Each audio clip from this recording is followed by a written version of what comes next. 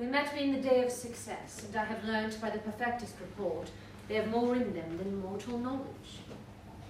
When I burned in desire to question them further, they made themselves air, into which they vanished. Whiles I stood wrapped in the wonder of it, came missives from the king, who all hailed me Thane of Cordial, by which time before these weird sisters saluted me and referred me to the coming on of time with, "Hail, king that shalt be." This I have thought good to deliver thee, my dearest partner of greatness, that thou mightst not lose the dews of rejoicing by being ignorant of what greatness is promised thee. Lay to thy heart and farewell. Glamis thou art, and Cordial, and shalt be what thou art promised. Yet I do fear thy nature. It is too full of the milk of human kindness to catch the nearest way. Thou wouldst be great, but not without ambition, but without the illness should attend it. But thou wouldst highly, that wouldst thou holily, wouldst not play false, and yet wouldst wrongly win. Thou'dst have great Glamis, that which cries, "Thus thou must do if thou have it," and that which rather thou dost fear do than wishest, should be undone. Hie thee hither, that I may pour my spirit in thine ear, and chastise with the valour of my tongue all that impedes thee from the golden round, which fate and metaphysical aid doth seem to have thee crowned with all. What is your tidings? The king comes here tonight. Thou art mad to say it. Is not thy master with him, who wert so would have informed for preparation? If it please you, it is true, our Thane is coming. One of my fellows had the speed of him, who almost dead for breath, had little more than could convey his message. Give him tending. He brings great news. The raven himself is hoarse, but croaks the fatal entrance of Duncan under my battlements.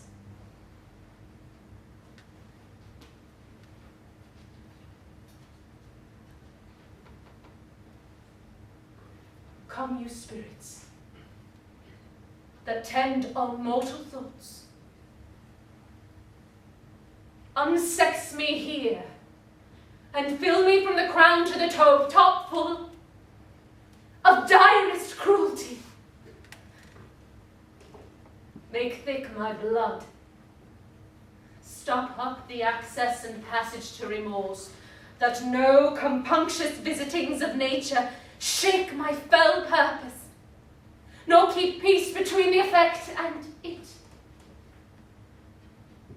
Come to my woman's breasts, and take my milk for gall, you murdering ministers, wherever in your sightless substances you wait on nature's mischief.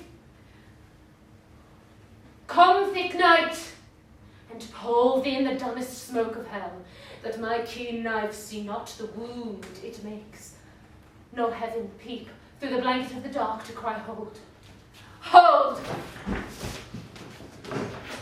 Great Glamis, worthy Cordial, greater than both by the all-hailed hereafter. Thy letters have transported me beyond this ignorant presence, and I feel now the future in the instant. My dearest love, Duncan comes here tonight. And when goes hence? Tomorrow, as he purposes. Oh, never shall sun that morrow see your face, my Thane, is as a book where men may read strange matters. To beguile the time, look like the time. Bear welcome in your eyes, your hand, your tongue. Look like the innocent flower, but be the serpent under it. He that's coming must be provided for. And you shall put this night's great business into my dispatch. For to all our nights and days to come give solely sovereign sway and masterdom. We will speak further. Only look up clear. To alter favour ever is to fear, Leave all the rest to me. See, our honored hostess. The love that follows us sometime is our trouble, which still we thank as love. Here we shall teach you how to bid God yield us for your pains and thank us for your trouble. All our service, at every point twice done and then done double, we're poor and single business to contend against those honours deep and broad wherewith your majesty loads our house. For those of old, and the late dignities heaped up to them, we rest your hermits. Where is the Thane of Cordial? We coursed him at the heels, and had a purpose to be his purveyor. But he rides well, and his great love, sharp as his spur, hath opened to his home before us. Fair and noble hostess, we are your guests tonight. Your servants ever have theirs themselves and what is theirs in count, to make their audit at your highness's pleasure, still to return your own. Give me your hand. Conduct me to mine host. We love him highly and shall continue our grace towards him. By your leave, hostess. Ah.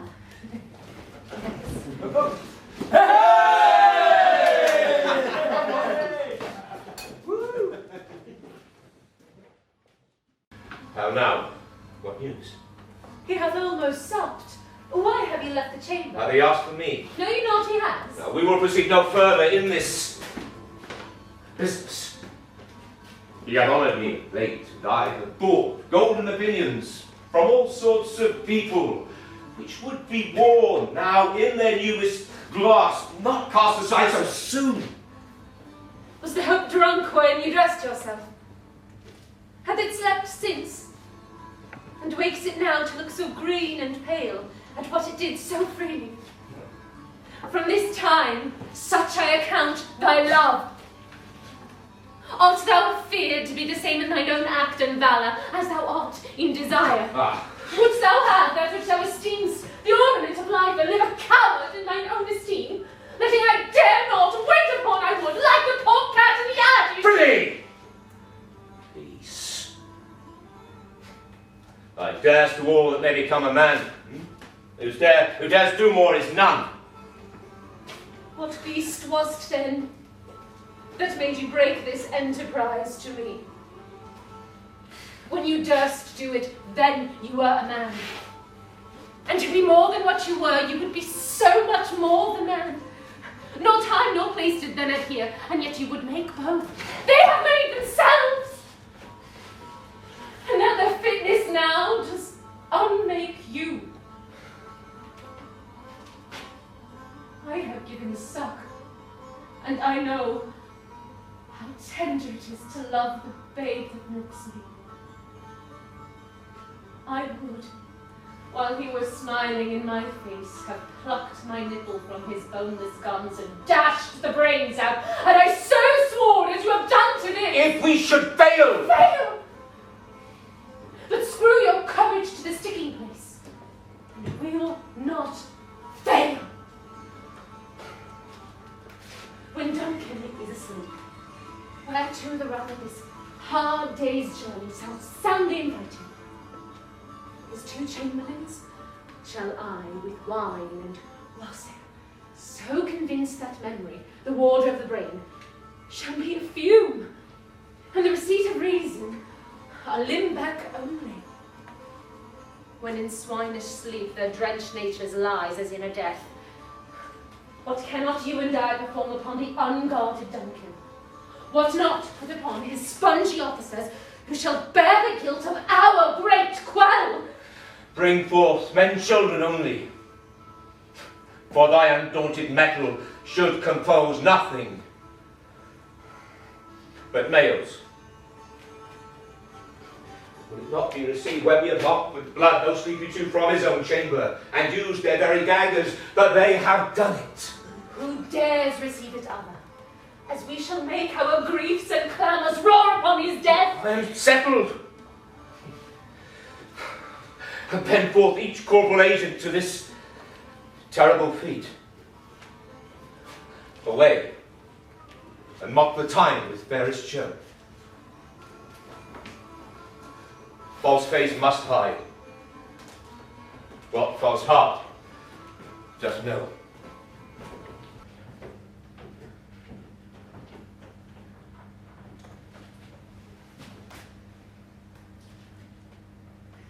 That which hath made them drunk hath made me bold. What hath quenched them hath given me fire. Ha! Peace. It was the owl that shrieked, the fatal bellman that gives the sternest good night. He is about it. The doors are open, and the surfeited grooms do mock the charge with snores. I have drugged their possets, that death and nature do contend about them, whether they live or die. I'm afraid they have awaked, and 'tis not done. The attempt and not the deed confounds us. Hark! I laid the dagger ready, he could not miss him. Had he not resembled my father as he slept, I'd done it. My husband. Indeed, didst thou not hear a noise? I heard the owl scream and the crickets cry. Did not you speak? When, Now, as I descended, I, rise to the second chamber. the servants. This is a sorry sight. Foolish thought to say a sorry sight. As one did laugh in his sleep, and one cried, murder! But they did wake each other. I stood and heard them, but they did say their prayers, and addressed them again to sleep.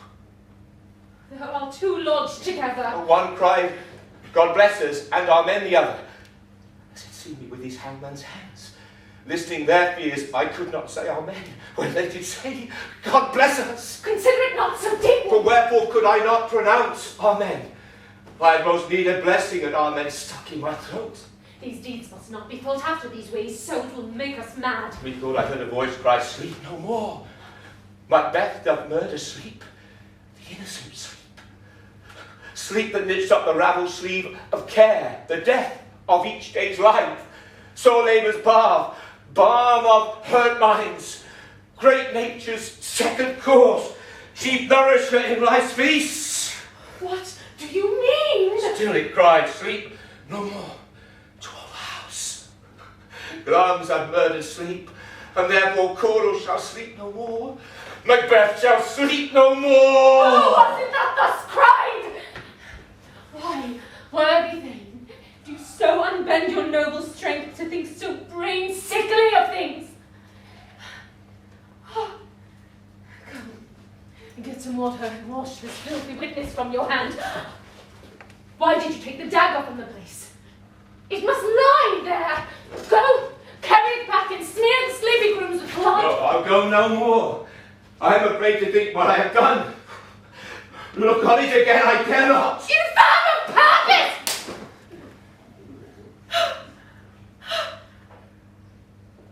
Give me the dagger. The living and the dead are as but pictures. 'Tis the eye of childhood that fears a painted devil. If he do bleed, I'll gild the faces of the grooms before it, for it must seem their guilt. Whence is that knocking? How is it with me when every noise appalls me? What hands I hear? They pluck out mine eyes. Will all great Neptune's ocean wash this blood clean from my hands? No. This my hands were rather the multitudinous seas, incarnately making the green one red. My hands are of your colour, but I shame to wear a heart so white. There's knocking at the south entry. Come, retire we to our chamber. A little water clears us of the deed. How easy is it then? Your constancy hath left you unattended. Come, put on your nightgown, lest the occasion calls us and shows us to be watchers. Be not lost so poorly in your thoughts. No, to know my deed, but best not know myself. Wait, Duncan, with thy knocking, and what thou couldst. So, up and see the great Duke's image!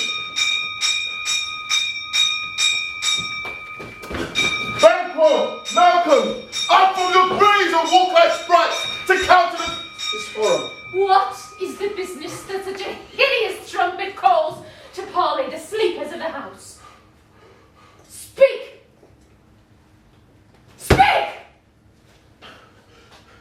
Gentle lady, it is not for you to hear what I can speak.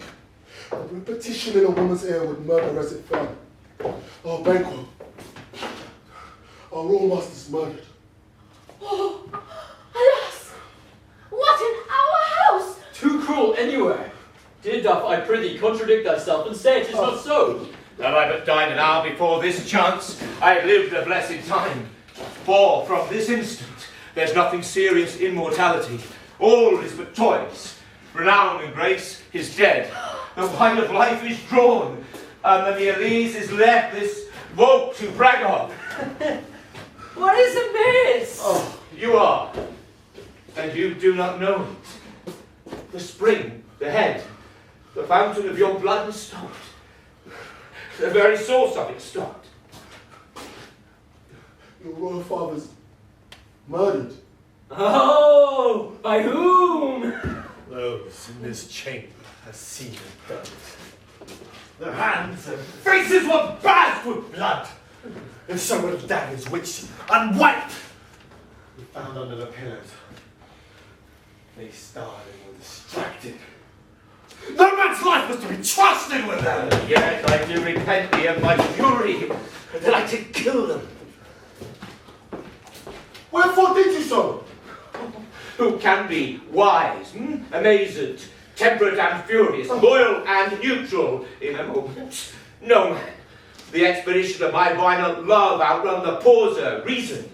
Here lay Duncan, his silver skin laced with his golden blood, and his gash stabs look like a breach in nature for ruin's wasteful entrance. There, the murder steeped in the colours of their trade, their daggers, unmanly breached with gore. Who could refrain that had a heart to love, and in that heart courage to make love's known? Help me! Look to the lady. And when we have our naked frailties hid that suffer an exposure, let us meet and question this most bloody piece of work to know it further. Fears and scruples shake us.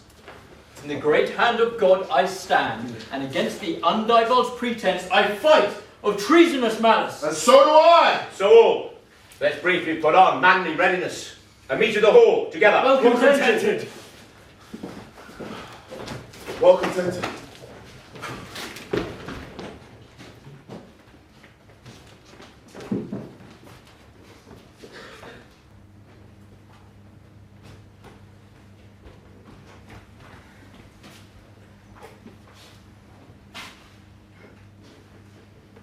Is Banquo gone from court?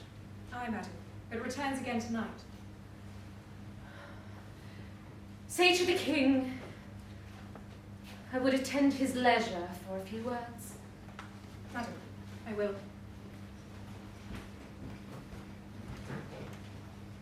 Naught's had, all's spent. Were our desires got without content?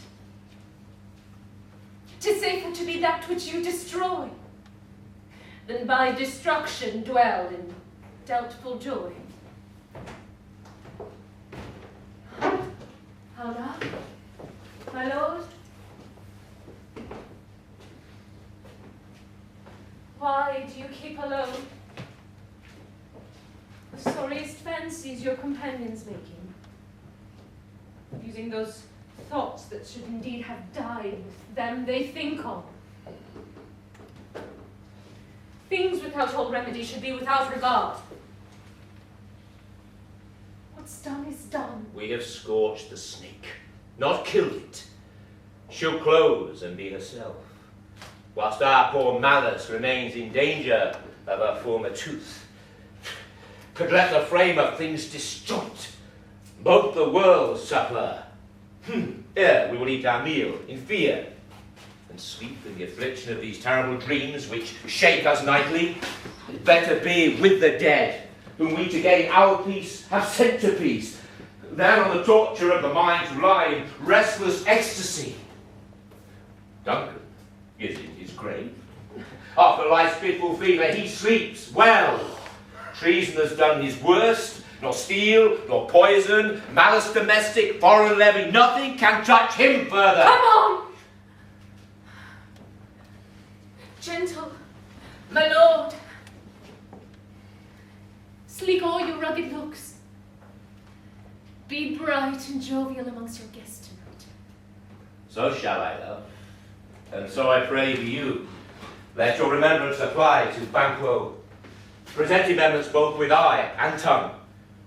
And say the while that we must lave our honours in these flattering streams, making our faces visits to our hearts, disguising what they are.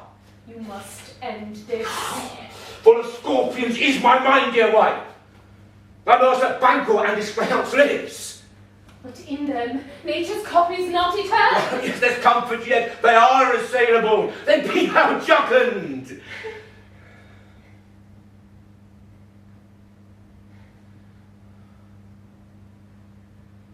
Yet the battle flown is cloistered flight. Ere to the sister's summons the shard-born beetle, with his drowsy hands, hath rung night's yawning peal. There shall be done a deed of dreadful note. What is to be done? Be innocent to the knowledge, dearest Chuck, till thou applaud the deed.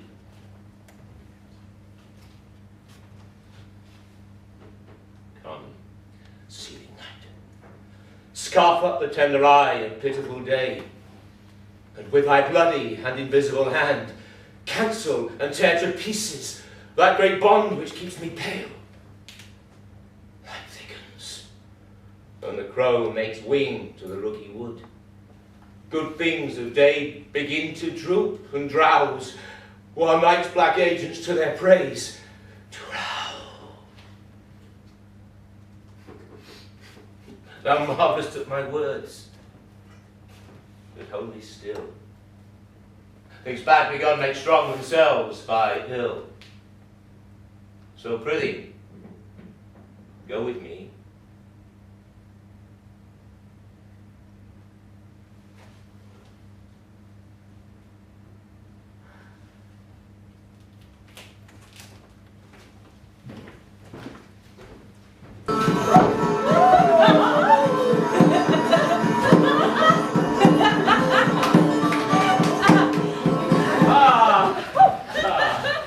You know your own degrees.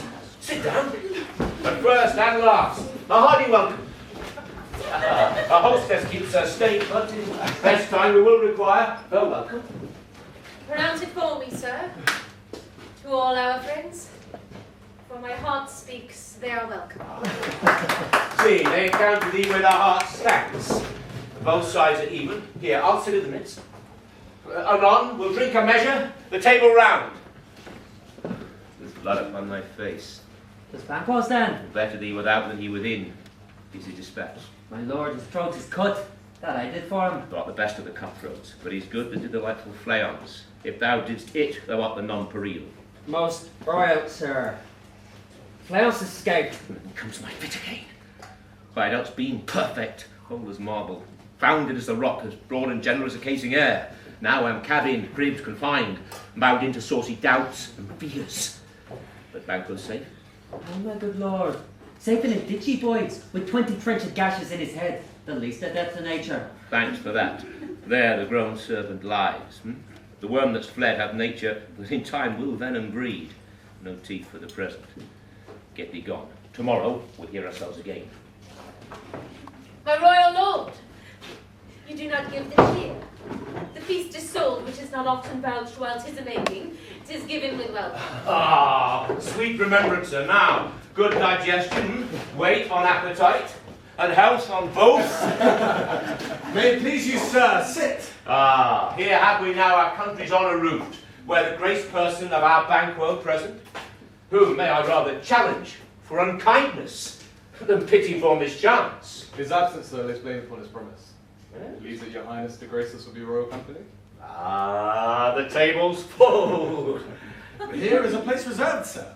Where? Here, my good lord.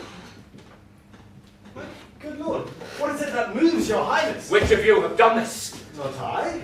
Thou canst not say I did it. Never shake thy gory locks at me! Gentlemen, rise. Highness not well. Sit, worthy friends. My lord is often thus, and hath been from his youth. Pray you keep seat. The fit is only momentary. Upon a thought he will again be well. If much you note him, you shall offend him, and extend his passion.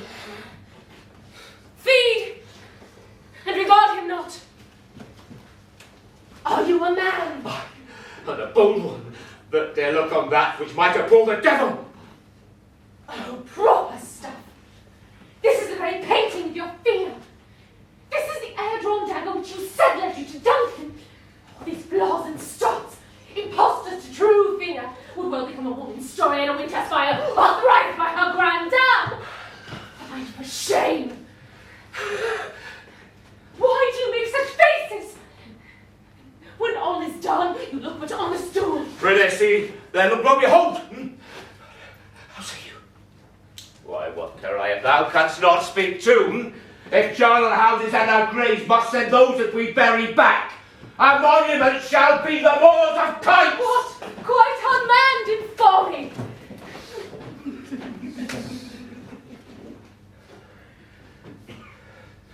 If I stand here, I saw him. Fie for shame!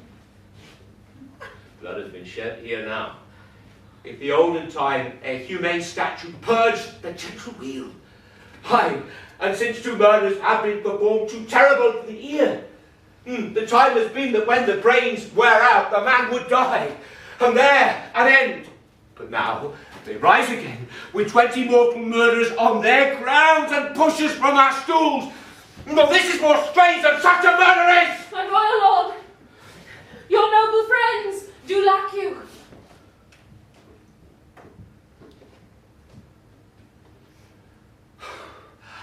I do forget. Oh, do not muse at me, my most worthy friends, for I have a strange infirmity, which is nothing to those.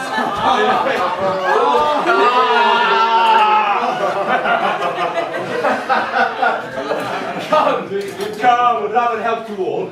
Give me some wine. For I drink the general joy of the whole table, and to our dear friend Banquo, whom we miss. I would he were here. To all and him we thirst, and all to all. Our duties and our pledge. Then quit my sight. Let the earth hide thee. Thy bones are marrowless, thy blood is cold. There is no speculation in those eyes which thou dost glare with. Think of this, good friends, but as a thing of custom, 'tis no other. Only it spoils the pleasure of the time. What man dare I dare approach thou like the rugged Russian bear, the armed rhinoceros, or the Hyson tiger? Take in shape but that, and my firm nerves shall never tremble, or be alive again, and dare me to the desert with thy sword. If trembling I inhabit then, protest me the baby of a girl. Oh, hence, horrible shadow, unreal mockery, hence! Calm thyself, my lord. 'Tis nothing there.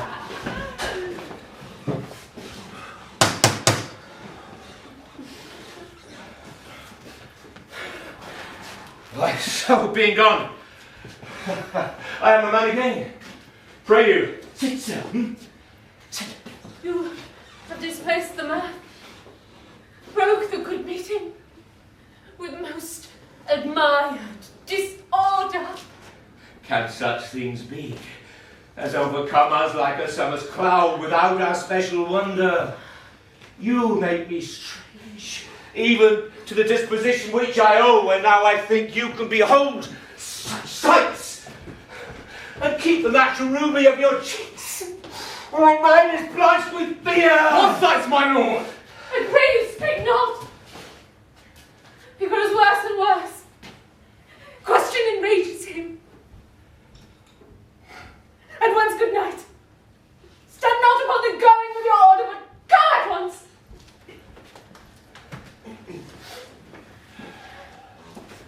Good night, and better health attend his majesty. Kind good night to all.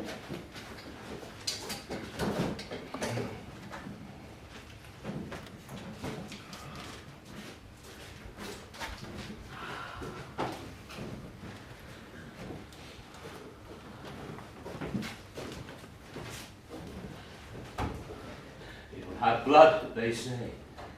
Blood will have blood.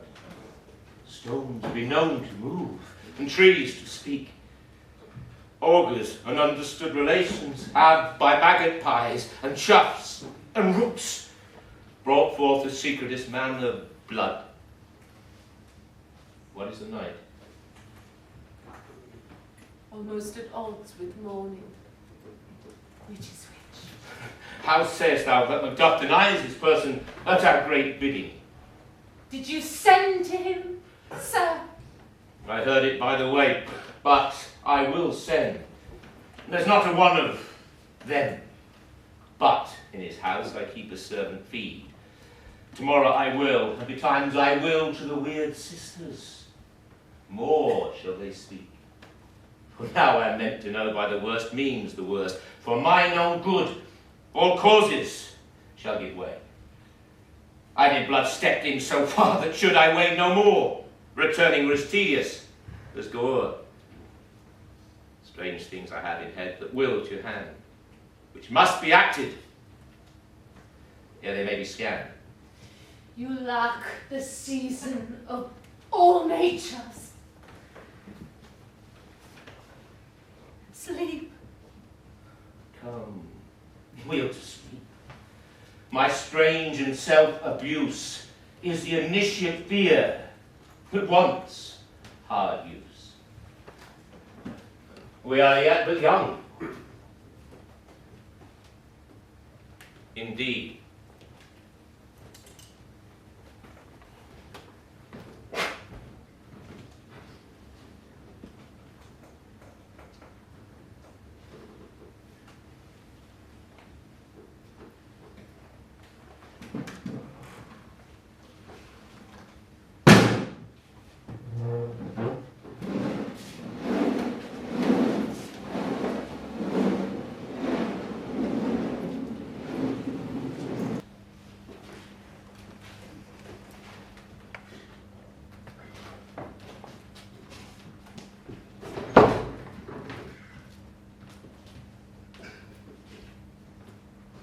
I have 2 nights watched with you, and can perceive no truth in your report. When was it she last walked? Since His Majesty went to the field, I've seen her rise from her bed, throw a napkin upon her, unlock her closet, take forth paper, fold it, write upon it, read it, afterwards seal it, and then again to bed. All this whilst the most fast asleep. A great perturbation in nature, to receive at once the benefits of sleep and do the effects of watching. In this slumbery agitation, apart from her walking and the other actual performances, what at any time have you heard her say? That, sir, which I'll not report after her. Well, you may to me, 'tis most meet you should. Neither to you nor anyone, having no witness to confirm the speech. Long here she comes. This is her very guise, and upon my life fast asleep. Observe her, stand close. How came she by that light? Wyatt stood by her. She's a light by her continually. It is her command. You see her eyes are open. Ah, but their sense are shut. What is it she does now? See how she rubs her hands. It's an accustomed action with her to seem thus washing her hands. I've known her continue this a quarter of an hour. Yet there's a spot. Hark, she speaks. I will set down what comes from her to satisfy my remembrance the more strongly. Oh, damned spot! Out, I say! 1, 2, and then 'tis time to do it. Hell is murky. Fie, my lord, fie! A soldier under fear. What need we fear who knows it when none can call our power to account? Yet who would have thought the old man to have had so much blood in him? Do you mark that? The Thane of Fife had a wife. Where is she now? What? Will these hands ne'er be clean? No more of it, my lord! No more of it! You maw known what you should not. She spoke what she should know, I'm sure of that. Heaven knows what she has known. Yet there is the smell of blood still. All the perfumes of Arabia will not sweeten this little hand.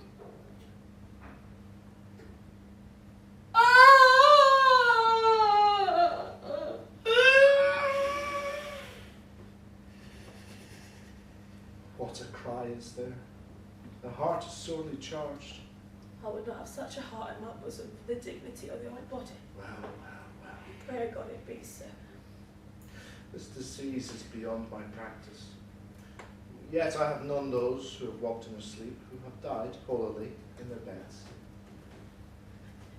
Wash your hands. Put on your nightgown. Look not so pale. I tell you yet again, Banquo's buried. He cannot come out on's grave. Even so. To bed! To bed! There's knocking at the gate. Come, give me your hand. What's done cannot be undone. To bed. To bed. To bed.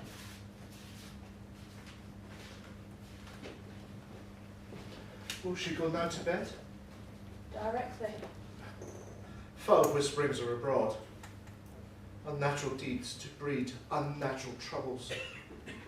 Affected minds to their deaf pillows will discharge their secrets. More needs she, the divine, than the physician. God forgive us all. Look after her. Remove from her the means of all annoyance, and still keep eyes upon her. So good night. My mind she has mated, and amazed my sight. I think. I dare not speak. Good night, good doctor.